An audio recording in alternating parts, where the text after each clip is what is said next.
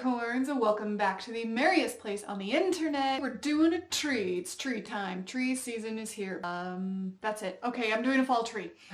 I could have just said that. Christmas trees are my art. Every tree is beautiful. If that sounds like something that you wouldn't hate, feel free to subscribe to this YouTube channel.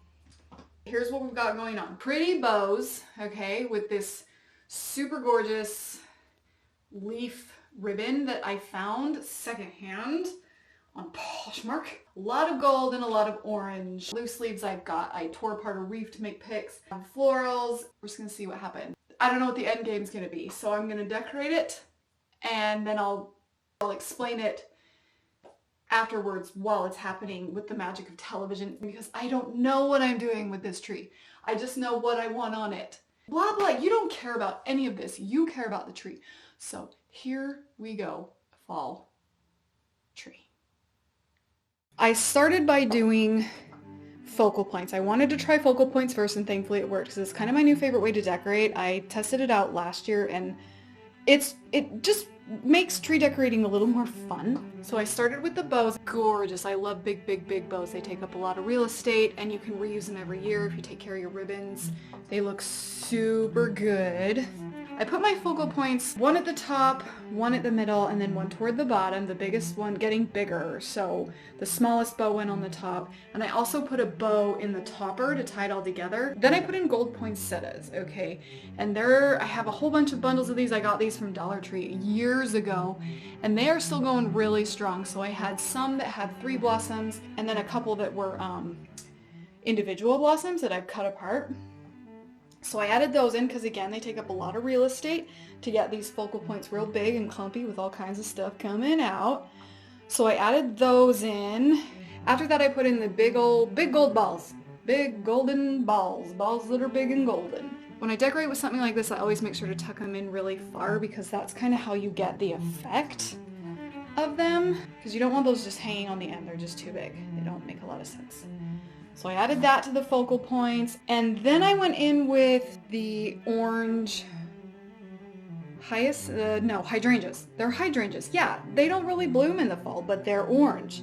So they get to be on the tree. Lucky them. Usually everything from like a focal point will also be in the topper, but that didn't quite happen this time because I didn't have enough stuff, which is fine. And then I went in with these little picks that I also got at Dollar Tree. I'm pretty sure I got these. They have 2 leaves and a pine cone, and then these little orange berry things coming out of them. And then I put in the golden picks, sticky outy picks. I got these from Dollar Tree years ago. Dollar Tree stuff can last if you take care of it. Keep that in mind.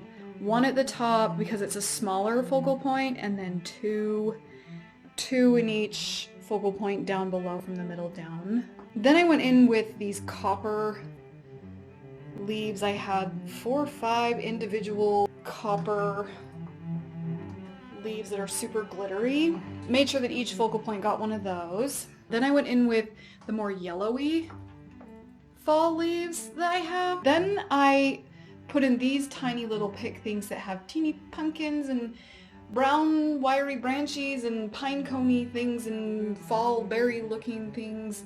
These are from a wreath. I had a fall wreath and I realized that this wreath were individual like little tiny picks, and each one of those were wired on the wreath. So I took them apart and I ended up with all these Christmas tree picks.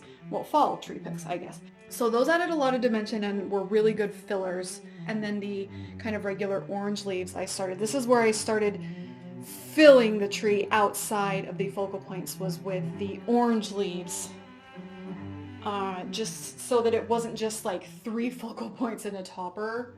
That was the idea with that. I didn't want giant wads of things on a tree with nothing in between them. So I used the rest of the hyacinth, the orange leaves, and some pine cones, some gold glittery pine cones I used to kind of just fill in some things here and there. And then looking at it, I decided I did want to put in my acorn ornaments.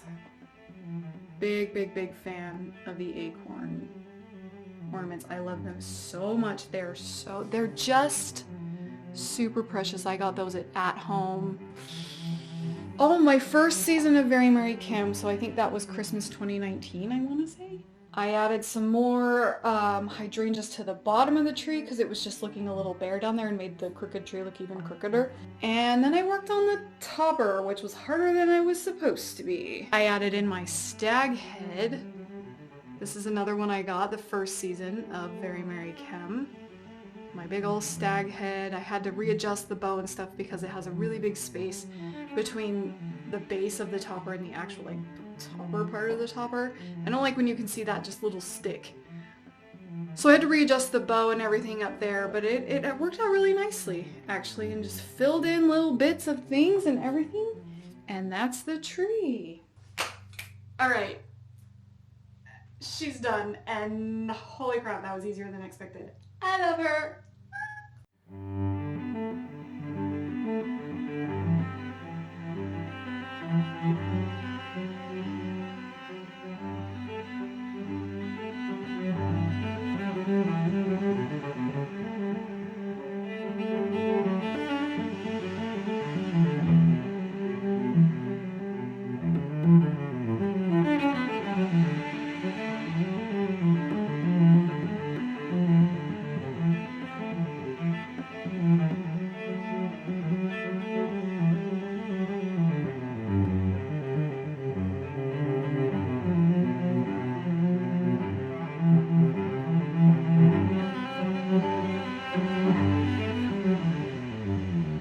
I'm absolutely in love with it. I think it's so pretty. I know this kind of decorating style is not going to be everyone's favorite thing, but I adore it so much.